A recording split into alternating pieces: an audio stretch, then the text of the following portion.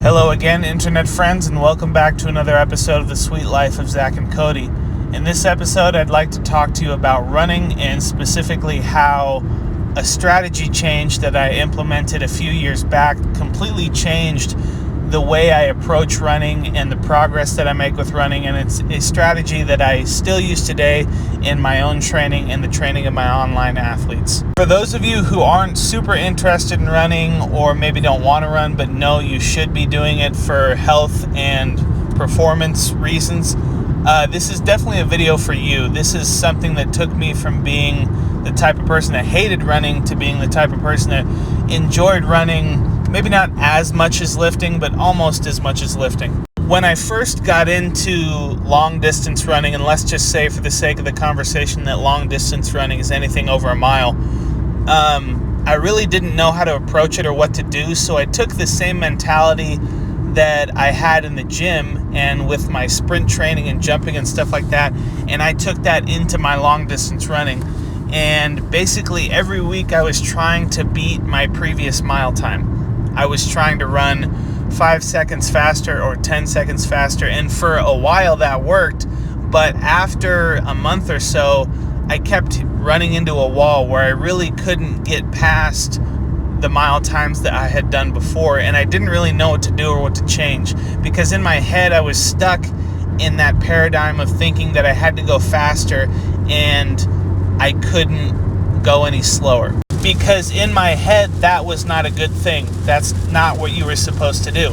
And so because of this mentality that I was stuck on, I failed to get in a sufficient amount of training volume in order to make better times on my mile, because I simply couldn't sustain the pace that I was going at for a mile and a half or 2 miles or whatever. And if I did try and go over a mile, I would generally end up quitting because the pace I was trying to maintain was just too high for my level of cardiovascular fitness. And so I tried to learn more. I tried to really get into learning about long distance running and what do marathon runners do and what do these guys who do the crazy 100-mile races do. And I kept kind of hearing the same thing, which is that you need to go on easy runs. You need to go on sub-maximal runs. You need to go on runs that allow you to just accumulate a lot of volume and build up your endurance. And that you need to stop trying to go so fast. One, because if you're a more advanced athlete and you're trying to go really fast all the time, you're not really going to be able to recover. But more so from my perspective as a person who is just trying to get into it, I couldn't maintain a fast pace even if I wanted to. And so even though it sounds very intuitive and simple, I just hadn't made the connection in my head that I have to slow down if I want to go longer. And it's very similar to the idea that if you want to do more reps in some sort of resistance exercise, you just have to take weight off the bar. And if you're doing 90% or 100% of your 1 rep max, you're not going to be able to do enough volume to make progress. And so even though it was kind of counter to my me-head intuitions at the time, I started just running slower. And after one run, it clicked in my head. I finally understood what was probably very simple to understand to most people, that, hey, I just ran 3 miles. I've never run 3 miles before, and it wasn't that hard. But it's because I was going at an easy pace. It was at a pace that was sustainable for me over a long period of time.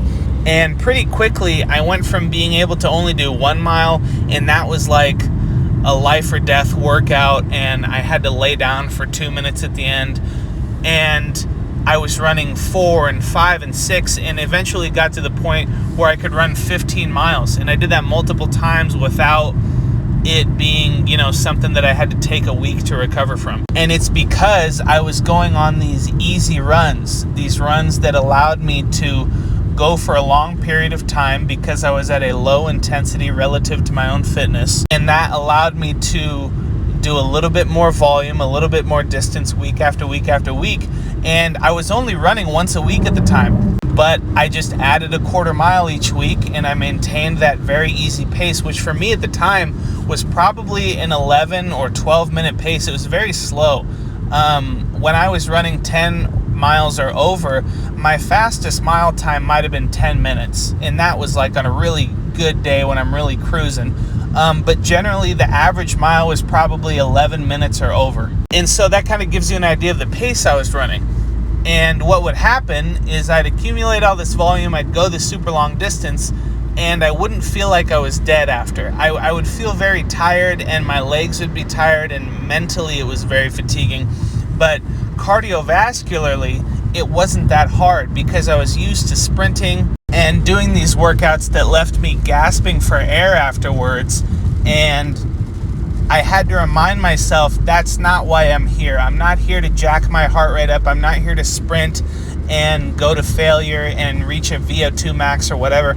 I'm here to accumulate volume, and I'm here to build up an aerobic base that I can either add to or then take into other areas of training, whether it be my mile time or whatever. And this approach is not only great if you are focused on getting better at long distances, but it's also great from the perspective that if we're lifting multiple times a week, we don't want to necessarily kill ourselves doing sprints after we've already lifted, or maybe if we have to lift the next day or something like that, because sprints are very fatiguing. I'm a big fan of sprints, but it's like anything else. You have to know where and how much to do. And so if you're already lifting 3 or 4 days a week, it's not really that taxing to go on a very easy jog for a mile. And when I say easy, I mean easy. Like, you're going to get through the run and think, wow, that didn't feel that challenging. My heart rate isn't jacked up. My legs are a little tired or whatever, but that's pretty much it. And I've had 2 athletes just this week hit all-time PRs on their runs while also hitting all-time PRs on their lifts, because they're essentially just going in, getting in these easy runs and just accumulating good volume and getting the work in. And a lot of times I'll have somebody repeat the same running workout week after week after week while we're pushing their lifts really hard and while we're maybe focusing the training on other things. And like anything else, the more advanced you get, the more you're going to have to push it, and the more volume and the more intention you're going to have to approach these runs with. But for a lot of you guys who kind of just want to be able to run and lift at the same time, this approach is fantastic because you don't have to go nuts, and mentally it's not that hard, and you don't have to work yourself up to get motivated to do it.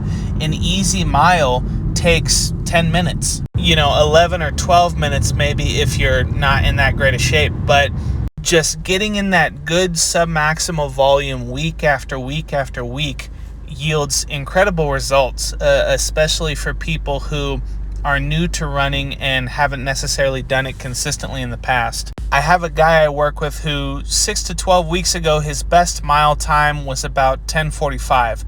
And not only did he beat his mile time by about 15 seconds, so about a 10:30 mile pace, he actually ran 2 miles back to back at about a 10:30 pace. So that's an incredible gain in cardiovascular fitness in a relatively short amount of time, doubling the volume of what he was capable of before while knocking 15 seconds off the mile pacing time for that 2 mile run. And while he's doing all this, he's getting stronger at his squat and bench and deadlift. And all he did was every week ran 2 miles.